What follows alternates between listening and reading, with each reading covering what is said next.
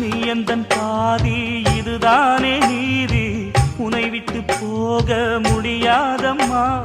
மறைந்தாலும் நான் மறு ஜென்மமே என்றும் தேடி வரும் சொந்தம் இது கண்மணி. அதை தள்ளிவிட நியாயம் என்ன கண்மணி.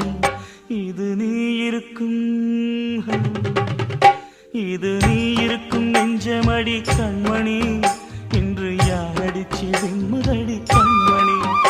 ஒரு வீடு கட்டி வச்சிருந்தேன் கண்மணி, அது வெட்ட வெளியாச்சுதடி கண்மணி.